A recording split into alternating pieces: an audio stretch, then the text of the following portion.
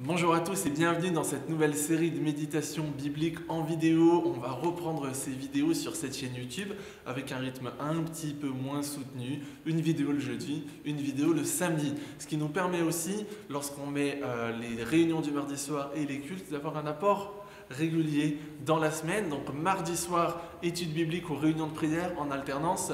Le jeudi matin, une vidéo. Le samedi matin, une vidéo.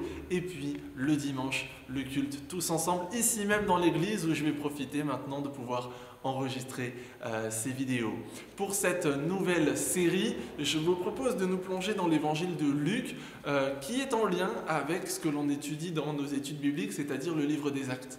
Parce que le livre de Luc, c'est le premier volet d'une œuvre en 2 tomes. Le premier tome, c'est l'évangile de Luc et le deuxième tome, c'est le livre des Actes qui est écrit lui aussi par Luc, qui va faire un travail de reporter, de journaliste, d'historien pour venir rassembler les sources. Parce que lui, ce n'est pas un témoin oculaire de tout ce qui s'est passé dans le ministère de Jésus, mais il rassemble les sources pour essayer de faire un récit le plus plausible et le plus fidèle possible. Et sans plus attendre, je vous propose de nous plonger dans Luc 1, les versets 1 à 25. Et je vous invite à lire le passage de votre côté si vous le voulez, et puis à revenir sur cette vidéo. C'est le début de l'Évangile. L'Évangile, communément, et tout le monde, même autour de nous, le sait, l'Évangile, c'est l'histoire de Jésus. Et pourtant, le début de cet Évangile, les premiers versets, là, 1 à 25, ne vont pas du tout parler de Jésus. On se concentre au début de cet Évangile sur quelqu'un d'autre. Luc va d'abord nous parler de Jean. Jean qui deviendra plus tard Jean le Baptiste, quand il commencera à baptiser les gens. Mais ici, c'est Jean, tout simplement. Et en fait, c'est un livre qui, oui, ne débute pas sur Jésus, mais qui va quand même débuter tout de suite sur un miracle. Parce que Élisabeth va tomber enceinte alors qu'elle était stérile et alors qu'elle et son mari Zacharie étaient tous les deux très âgés. Et donc c'est difficile. Ça peut évidemment faire aussi écho à ce qu'on avait vu dans les dernières vidéos sur le livre de la Genèse.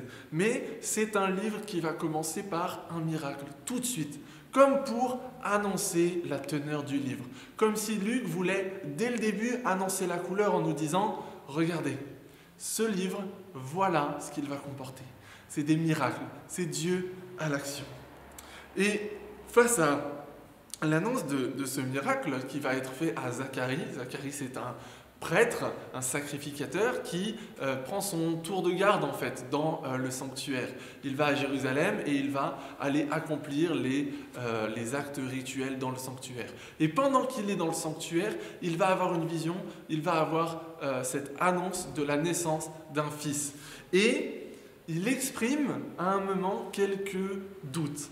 C'est pas grand-chose, c'est assez léger, mais il va recevoir à cause de ça quelque chose qui va devoir lui servir de preuve que c'est bien Dieu qui est en train d'agir. On pourrait être tenté de voir ça comme une punition parce qu'en fait ce qui se passe c'est que Zacharie va devenir muet jusqu'à la naissance de son fils. Évidemment on pourrait être tenté de voir ça comme une punition, mais c'est surtout un signe visible que ce qui a été annoncé vient réellement de Dieu, vient réellement de celui qui peut tout faire, y compris rendre un homme muet, comme ça, d'une seconde à l'autre.